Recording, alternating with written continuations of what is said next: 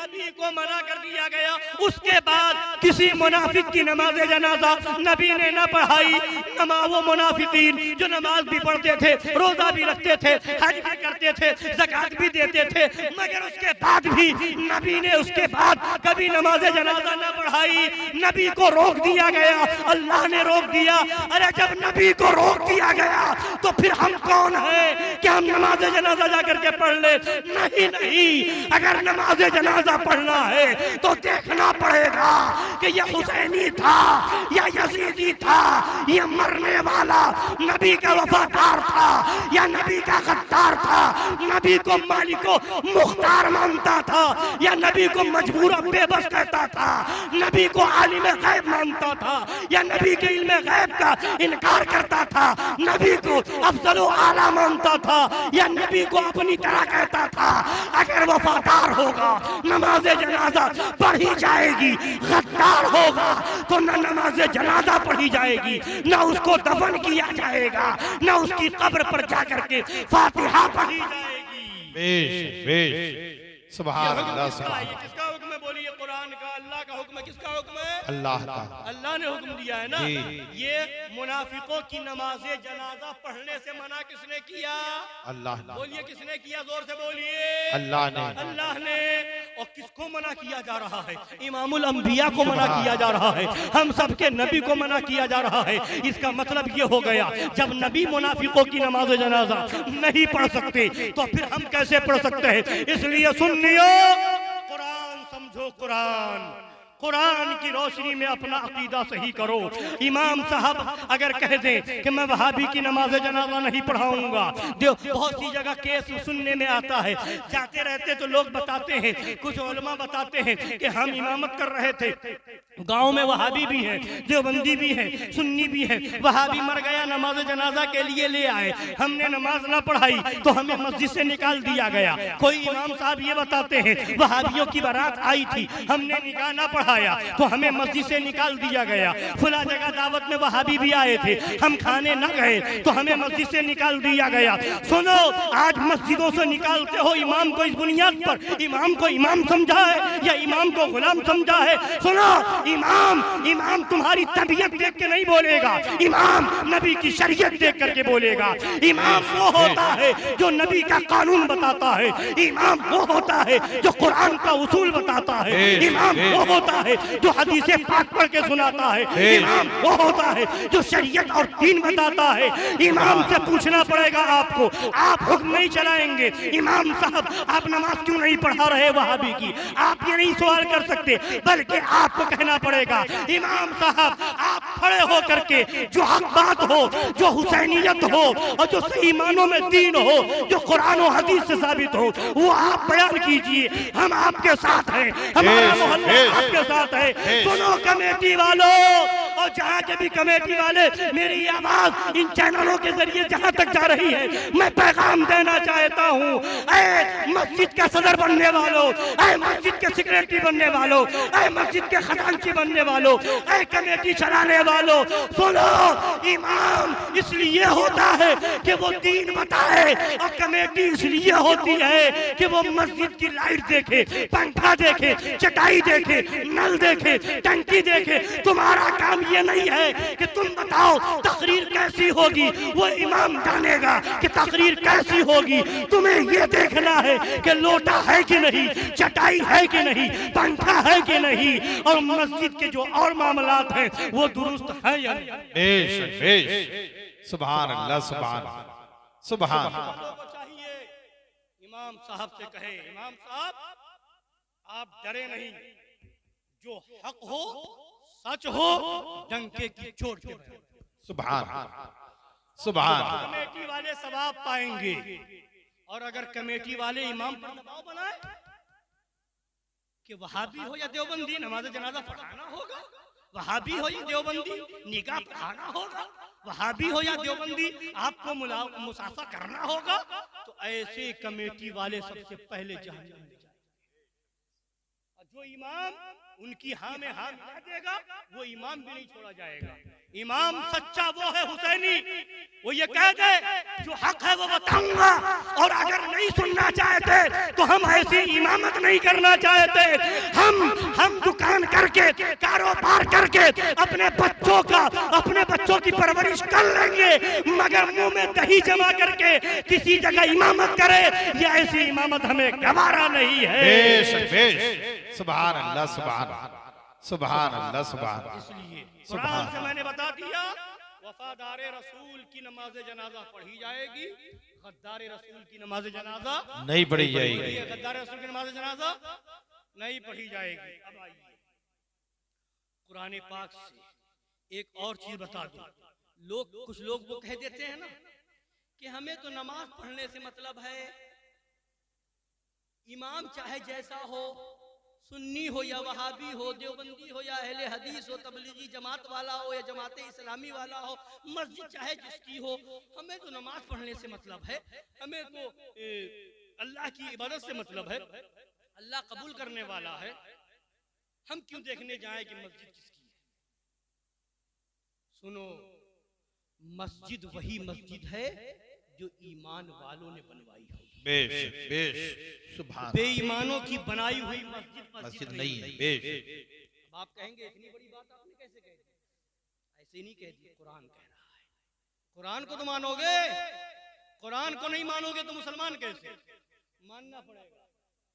और शायद इस तरह की बात कहीं किसी तकरीर करने वाले से आपने सुनी हो कि ना सुनी हो, ये सब कुरान में है। आप कहेंगे आज तक किसी ने नहीं बताया, तो जिसने नहीं बताया उससे पूछिए क्यों नहीं बताया। हम तो कुरान लेकर के बता रहे हैं। सुभान। मानोगे तो मुसलमान, बेशक। अगर इनकार कर दिया तो काफिर, बेशक। अब आओ, उन्हीं मुनाफिकों की बात चल रही है। उन मुनाफिकों ने मस्जिद कुबा शरीफ के पास एक मस्जिद बनाई। क्या बनाई बोलिए? मस्जिद बनाई। और उन लोगों ने आकर के हुजूर को दावत दी, कहा या रसूल अल्लाह, बहाना देखिए, बहाना बनाने लगे कि कुछ इलाके में बीमार लोग हैं, कुछ बूढ़े लोग हैं, दूर नहीं जा पाते हैं, तो हमने इसलिए मस्जिद बना ली अपने मोहल्ले में ताकि लोग इसमें आ जाएं, है ना। और वहीं करीब में मस्जिद कुबा है। अभी कारी साहब तशरीफ ले गए थे, हम भी गए, हाजिरी हुई सरकार की बारगाह मदीना शरीफ में, देख करके आ रहे हैं मस्जिद कुबा के पास में ही वो मस्जिद की जगह जहां पर इन लोगों ने बनाई थी। समझ रहे हैं? अब बहाना बना रहे थे या रसूल अल्लाह आ जाइए। अब उस मस्जिद के बारे में अल्लाह ने क्या फरमाया और नबी को अल्लाह ने क्या हुक्म दिया, बता सुभान। सुनेंगे, सुभान। सुनेंगे। अब आज सुन करके ये फैसला कर लीजिएगा, जो सुन्नी की मस्जिद होगी उसे मस्जिद मानेंगे, जो देवबंदी की मस्जिद होगी वो मस्जिद ही नहीं मानेंगे। बेशक बेशक, अपनी तरफ से नहीं, कुरान। अब सुनिए, अल्लाह का कलाम फरमा रहा है, वल्लज़ीना इत्तख़ज़ू मस्जिदन ज़िरारन व कुफ़रन व तफ़रीक़न बैनल मुमिनीन। सुभान सुभान। और वो जिन्होंने मस्जिद बनाई नुकसान पहुंचाने को, मस्जिद बनाई नुकसान पहुंचाने को और कुफ्र के सबब और मुसलमानों में तफरीका डालने को, मुसलमानों में इख्तिलाफ डालने को मस्जिद बनाई, कुफ्र की वजह से बनाई, नुकसान पहुंचाने के लिए बनाई। अब बताओ कि मस्जिद बनाई जाती है फायदा पहुंचाने के लिए कि नुकसान पहुंचाने के लिए? ये फायदा पहुंचाने का। मस्जिद से फायदा पहुंचता है कि नुकसान? फायदा। मगर यहाँ अल्लाह फरमा रहा है, इसको कौन झुठला सकता है कि मस्जिद बनाई मगर किस लिए? नुकसान पहुंचाने के लिए। पता चला कुरान ने फैसला कर दिया, कुछ मस्जिदें फायदा पहुंचाने वाली होती हैं और कुछ मस्जिदें नुकसान पहुंचाने वाली होती हैं। जो मस्जिद ईमान वाला नबी की मोहब्बत में बनाए वो मस्जिद फायदा पहुंचाने वाली होती है, और जो मस्जिद गद्दार रसूल बनाए, नबी की दुश्मनी में बनाई जाए, वहाबियत फैलाने के लिए बनाई जाए, देवबंदियत फैलाने के लिए बनाई जाए, राफिजियत फैलाने के लिए बनाई जाए, कादियानियत फैलाने के लिए बनाई जाए, तबलीगी जमात को फैलाने के लिए बनाई जाए, तो वो मस्जिद फायदा पहुंचाने वाली नहीं हो सकती, वो मस्जिद नुकसान पहुंचाने वाली है। बेशक बेशक। सुभान। सुना रहा हूं कुरान, मानोगे तो मुसलमान, और इनकार करोगे तो काफिर हो जाओगे। बेशक। इसलिए सुन्नी मुसलमानों, अपना अकीदा सही करो, अपना नजरिया सही करो, अपनी फिक्र सही करो। हंसा करके तकरीर करके जाने वाले और होते हैं, और जरा जरा सी बात में सुभान अल्लाह कह दो जन्नत मिल जाएगी, ये बताने वाले और होते हैं।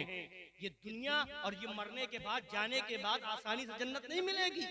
बाप का घर नहीं है जन्नत कि मरे और जन्नत में पहुंच गए, नहीं। यहाँ पहले सबूत देना होगा कि नबी की वफादारी में जिंदगी बेशक बेशक बेशक सुभान की मोहब्बत में जिंदगी गुजारी थी कि नहीं, तब मरने के बाद जन्नत मिलेगी। और नबी को मान के जाएगा, और जन्नत उसी के लिए है जो नबी का वफादार है। बेशक अमल से, नमाज रोजे जन्नत नहीं मिलेगी। अगर नमाज रोजे से जन्नत मिल जाती तो इबलीस को बाहर न किया गया होता। नमाज पढ़ता था, सजदे करता था, रुकू करता था, इबादत करता था, मगर निकाल दिया गया। क्यों? नबी की ताजीम से इनकार किया। पता क्या चला? नमाजी के लिए जन्नत नहीं है, नबी की ताजीम करने वाले के लिए। बेशक बेशक सुभान। सुन लीजिए, पता क्या चला? ये मस्जिद, कुरान में अल्लाह फरमा रहा है कि उन लोगों ने मस्जिद बनाई किसके लिए? नुकसान पहुंचाने के लिए। अब नबी के बारगाह में वो लोग आए थे, या रसूल अल्लाह चलिए मेरी मस्जिद में एक वक्त की नमाज पढ़ा दीजिए, या रसूल अल्लाह आप इफ्तिताह कर दीजिए, उसके बाद हम लोग उसमें नमाज पढ़ा करेंगे। नबी पाक सल्लल्लाहु अलैहि वसल्लम की बारगाह में अरीजा लेकर के आए। अब अल्लाह नबी से फरमा रहा है, ला तकुम फीही अबदा, उस मस्जिद में तुम कभी खड़े ना होना। सुभान सुभान सुभान। उस मस्जिद में तुम कभी खड़े ना होना। बोलिए, जोर से बोलिए। किससे कहा जा रहा है? नबी से। नबियों के नबी इमामुल अंबिया से कहा जा रहा है। अरे जब मुनाफिकों की मस्जिद में जाने से नबियों के इमाम हमारे आका को मना कर दिया गया, नबी ना गए तो हम उनके गुलाम हैं। किसी वहाबी की मस्जिद में कैसे चले जाएंगे? नबी ना गए, उनका गुलाम भी नहीं जाएगा। बेशक बेशक जी। नबी के तरीके पे चलोगे जी सुभान। तकरीर करने वाले बहुत आते हैं। नबी का तरीका ये है कि माज़अल्लाह गाली सुन करके दुआएं देते थे। नबी का तरीका ये है कि बदला नहीं लेते थे।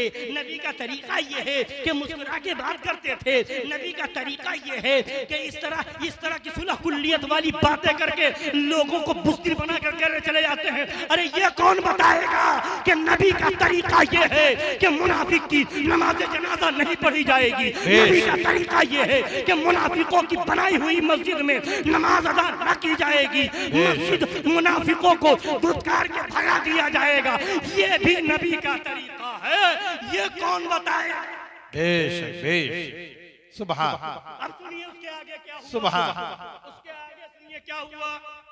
ला तकुम फीही अबदा, ऐ महबूब उसमें आप खड़े ना हो, उसमें आप ना हो। अब कोई कहेगा मस्जिद से रोक दिया, अल्लाह के घर से रोक दिया। अबे रोकने वाला तो अल्लाह है, वो है ही नहीं अल्लाह का घर।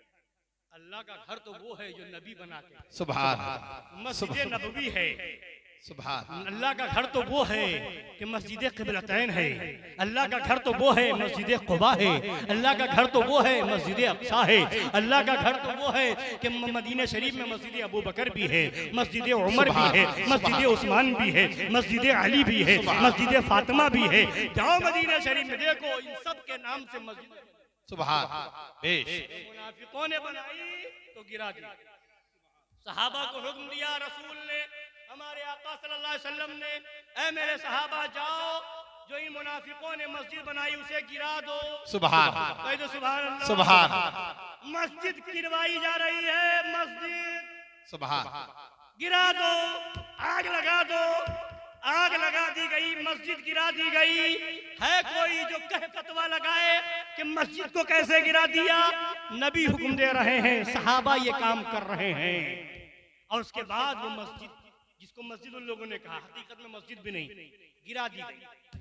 अब उसके बाद उसको ऐसे नहीं छोड़ा गया, ऐसे नहीं छोड़ा गया, बल्कि अगर ऐसे ही छोड़ दिया जाता तो किसी के दिल में ख्याल आता कि ये मस्जिद बनाई गई थी, इस जगह का अदब करो, इस जगह का एहतराम करो, यहाँ पर मस्जिद थी, अल्लाह का घर था, ऐसा था वैसा था, इसलिए उस जगह का एहतराम किया जाएगा। नहीं, मस्जिद गिरा दी गई और उसके बाद उस जगह को कूड़ा खाना बना दिया। जी जी जी जी। वहां पर सहाबा को हुक्म हुआ, सहाबा जाकर के अपना कचरा डालते थे, घर की गंदगी डालते थे, कूड़ा डालते थे। यानी बता दिया गया जिस जगह को नबी का गद्दार अगर मस्जिद बनाए तो वो मस्जिद मस्जिद नहीं है, उसे रोका नहीं जाएगा, उसे गिरा दिया जाएगा और उस जगह को कूड़ा खाना बना दिया जाएगा और बता दिया जाएगा आशिक रसूल अगर मस्जिद बनाता है तो वो मस्जिद मस्जिद होगी, गद्दार रसूल बनाए तो वो मस्जिद मस्जिद भी नहीं है, उसमें जाया भी नहीं जाएगा, उसमें नमाज भी नहीं पढ़ी जाएगी। नमाज पढ़नी होगी तो हुसैनियों की बनाई हुई मस्जिद होगी, उसमें नमाज पढ़ी। सुभान अल्लाह, सुभान। ये कुरान है, कुरान। सुभान। मानोगे तो मुसलमान। कुरान बता रहा हूँ, अपने घर की किताब नहीं पढ़ के सुना रहा हूँ, तो समझ में। अब इन्हीं मुनाफिकों का हाल क्या हुआ, हदीस पाक की रोशनी में सुन्नत सुन्नत चिल्लाने वाले भी बहुत आ गए। हमारे सुन्नी कहलाने वालों में भी ये सुन्नत है, ये सुन्नत है, ये सुन्नत है, मगर जो सबसे बड़ी सुन्नत है वो कौन बताएगा, कौन बताएगा? अब सुनिए इन मुनाफिकों के बारे में, अभी आपने सुन लिया ना, अल्लाह फरमा रहा है कि वो लोग मुसलमान नहीं, मोमिन नहीं। अल्लाह फरमा रहा है कि बहाने न बनाओ, काफिर हो चुके हो। अल्लाह फरमा रहा है कि मुनाफिकीन वो हैं कि वो मुसलमानों में जाते तो कहते हम ईमान ले आए, काफिरों में जाते तो कहते हम तुम्हारे साथ हैं। ये मुनाफिकीन वो हैं कि जब मर गए तो नमाज जनाजा से अल्लाह ने मना फरमा दिया, रोक दिया। ये मुनाफिकीन वो हैं कि जब इन्होंने मस्जिद बनाई तो इनकी मस्जिद गिरवा दी गई। मुनाफिकीन वो हैं कि जिनकी मस्जिदों में जाने से अल्लाह ने नबी को रोक दिया, ला तकुम फीही अबदा। अब इन मुनाफिकों का और अंजाम क्या हुआ वो मैं आपको बता दूं। मुनाफिकीन कई सौ की तादाद में हो गए थे। एक दिन नमाज जुमा में सब मुनाफिकीन आ गए मेरे आका, और वो मुनाफिकीन पीठ पीछे बातें करते थे। क्या बातें करते थे कि ये कहते हम नबी हैं। नबी तो वो होता है जो गैब का इल्म रखता है, हम तो दिल से कलमा पढ़े नहीं, हम तो दिल से मुसलमान हैं नहीं, सिर्फ जबान से कलमा पढ़ते हैं, मगर इनको पता ही नहीं है ये नबी कैसे हो सकते हैं, माअज़ल्लाह। इस तरह से मजाक बना रहे थे। मेरे नबी मस्जिद नबवी के मिंबर पे खड़े हुए और उसके बाद ऐलान फरमाया कि जितने मुनाफिक हों वो मस्जिद से निकल जाएं। जितने मुनाफिक हैं वो मस्जिद से निकल जाएं। एक बार फरमाया कोई निकलने को तैयार नहीं, दूसरी बार फरमाया, फिर नबी ने फरमाया कि निकल जाओ वरना नाम ले लेकर निकालूंगा। सुभान सुभान सुभान। फिर भी निकलने को तैयार नहीं, दूसरी बार में न निकले, तीसरी बार में न निकले, फिर नबी को जला लाया। सिर्फ ये बताते हो, नबी दुआएं देते रहे, नबी पेट पे पत्थर बांधते रहे, दुआएं देते रहे। ये नबी का करम था, ये नबी का एहसान था, ये नबी की रहमत थी। सब बर्दाश्त किया, मगर जब जलाल आया खड़े हो गए मस्जिद नबवी की मिंबर पे और ऐलान फरमाते हैं उखरुज या फुला, उखरुज या फुला इब्ने फुला फइन्नका मुनाफिक, फइन्नका मुनाफिक। उखरुज या फुला इब्ने फुला फइन्नका मुनाफिक। ऐ फुला बिन फुला, फुला का बेटा फुला निकल जा, इसलिए कि तू मुनाफिक है। ऐ फुला का बेटा फुला निकल जा, इसलिए कि तू मुनाफिक है। ऐ फुला का बेटा फुला निकल जा, तू भी मुनाफिक है। एक एक का नाम लेकर के मस्जिद से नबी ने मुनाफिकों को निकाला है। तो अब पता क्या चला, नबी का तरीका हमें मालूम हो गया। अगर नबी का वफादार मस्जिद में आएगा तो उसे जगह दी जाएगी, और नबी का गद्दार मस्जिद में दाखिल हो जाएगा तो उसे मस्जिद से निकाल दिया जाएगा। ये भी नबी का तरीका है। बेशक बेशक, सुभान अल्लाह, ये भी नबी की सुन्नत है। सुभान। अब ये कौन बताएगा, ये भी हदीस में है, ये भी नबी ने किया है। तो अगर पक्के नबी के मानने वाले हो तो अपनी मस्जिदों में पाबंदी लगवाओ। कोई वहाबी नहीं आएगा, कोई देवबंदी नहीं आएगा, कोई राफिदी नहीं आएगा, कोई कादियानी नहीं आएगा। ये मुनाफिकीन वो थे जो कलमा पढ़ते थे, नमाज पढ़ते थे, रोजा रखते थे, हज करते थे, कुरान पढ़ते थे, दाढ़ी रखते थे, फिर भी इनके साथ ये अंजाम हुआ, ये सुलूक हुआ। मगर आओ, आज के जमाने का वहाबी कौन है, आज के जमाने का देवबंदी कौन है, आज के जमाने का अहले हदीस कौन है, ये भी मैं आपको और क्लियर कर दूं। बोले क्लियर कर दूं? बातें तो और भी सोच के आए थे कुरान शरीफ सुनाने के लिए, मगर वक्त की किल्लत है। और बस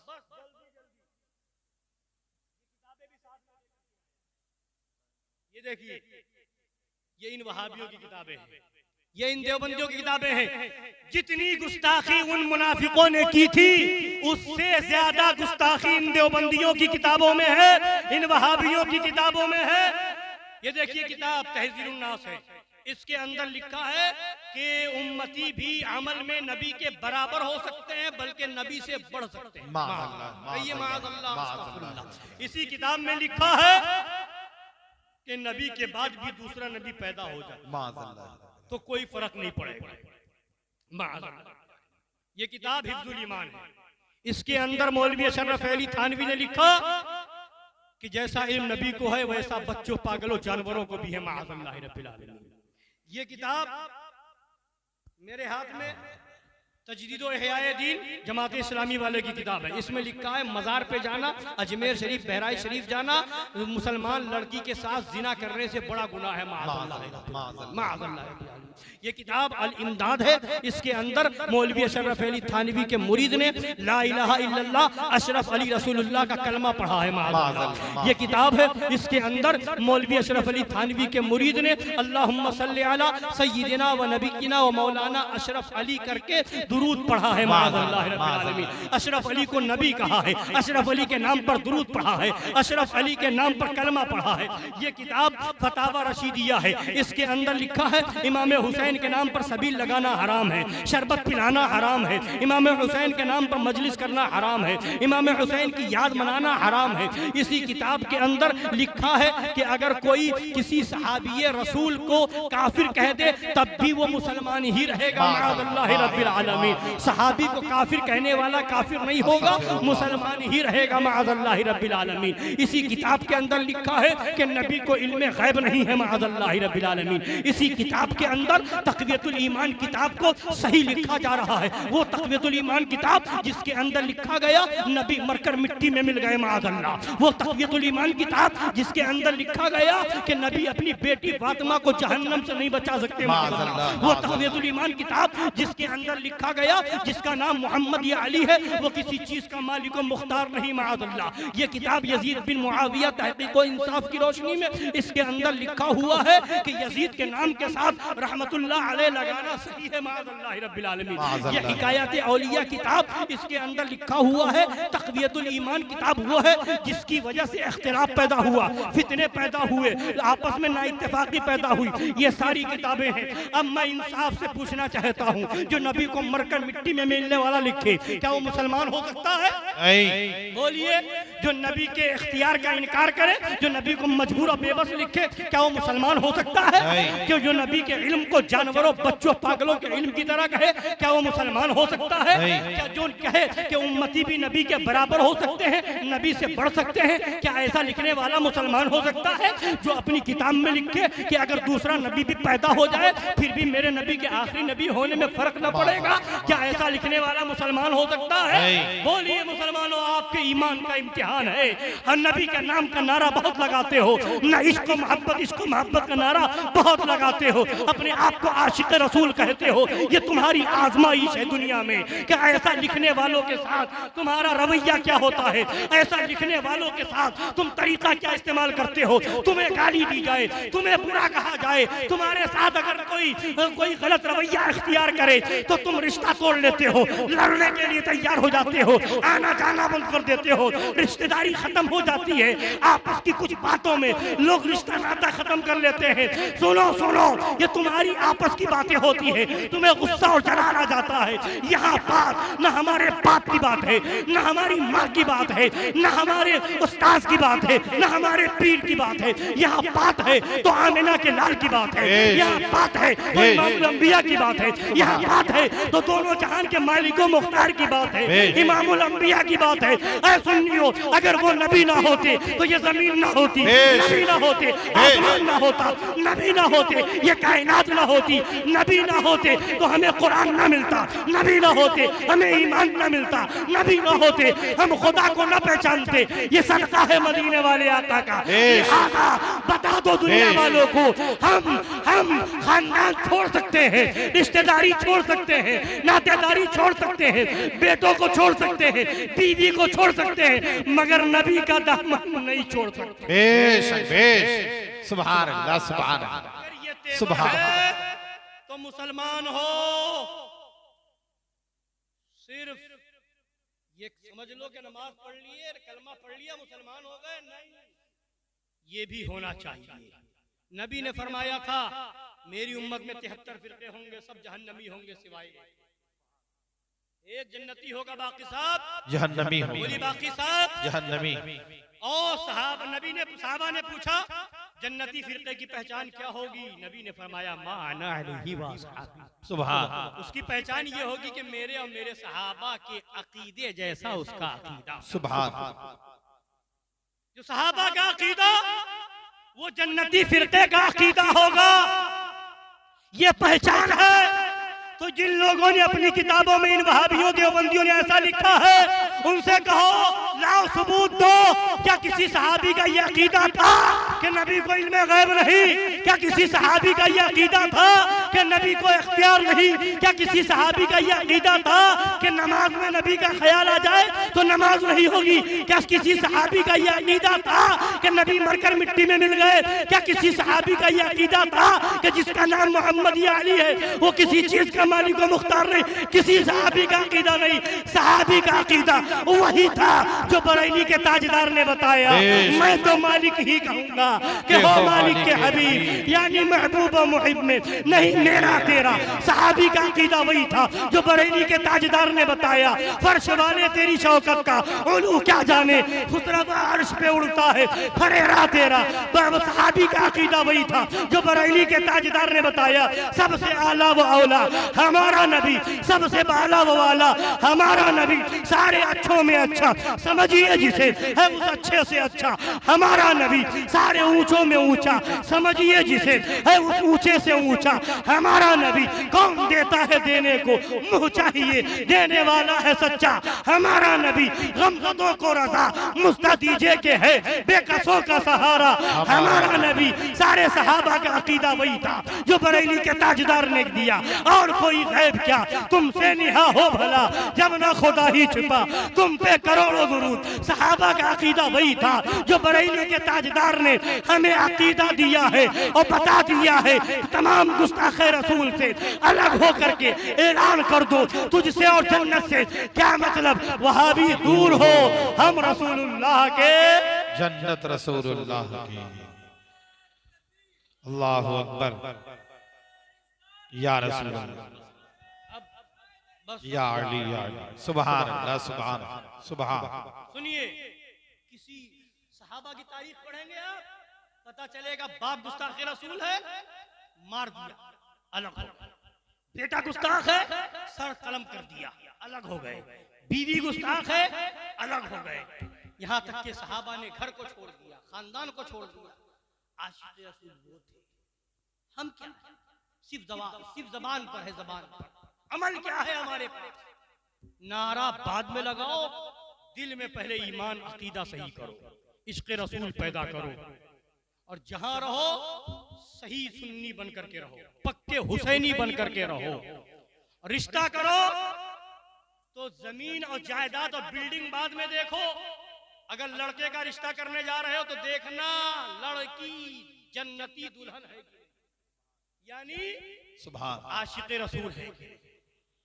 और लड़की का रिश्ता करने जाओ तो पहले ये देखो लड़का हुसैनी है कि नहीं, यानी नबी का चाहने वाला है कि नहीं। जमीन बाद में देखो, जायदाद बाद में देखो। अरे ऐसी दौलत लेकर के क्या करोगे जो दौलत तुम्हें जहन्नम में पहुंचा दो। अगर पहुंचा दे, दुनिया की दौलत ना हो, अगर ईमान की दौलत है वो सबसे बड़ा अमीर है। बेशक बेशक सुभान। रिश्ता करने से सुभान। पहले ये देखो सुन्नी है कि नहीं, सुभान। ईमान वाला है कि नहीं। अगर सही मानों में सुन्नी हो, ईमान वाला हो, आशिक रसूल हो, रिश्ता कर दो, रिज्क देने वाला अल्लाह। बड़ी बड़ी बिल्डिंग होगी, बहुत खेत होंगे, बहुत ज्यादा जमीनें होंगी, और फिर चंद दिनों में वो फकीर बन जाए, गरीब हो जाए। हो सकता है कि नहीं? आज किसी को कैंसर हो जाए, अल्लाह ना करे, तो क्या होता है? बीमारी सही कराने में, इलाज कराने में जमीन बिक जा रही है, खेत बिक जा रहा है, जायदादें बिक जा रही हैं, वो बिल्डिंगों से जो है झोपड़े में आ जाता है। तो ये दुनिया की दौलत देख के शादी करते हो? ये नहीं, ईमान की दौलत देख करके शादी, सुभान। आशिक रसूल देख करके शादी। सुभान।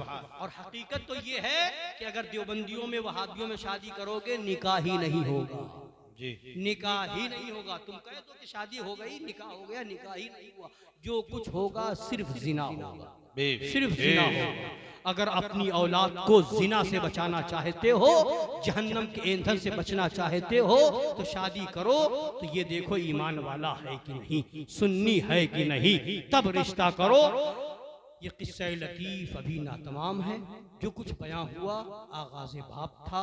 खूब की सैरे चमन, फूल चुने शाद रहे, बागबा जाता हूँ, गुलशन तेरा आबाद रहे। अस्सलामु अलैकुम।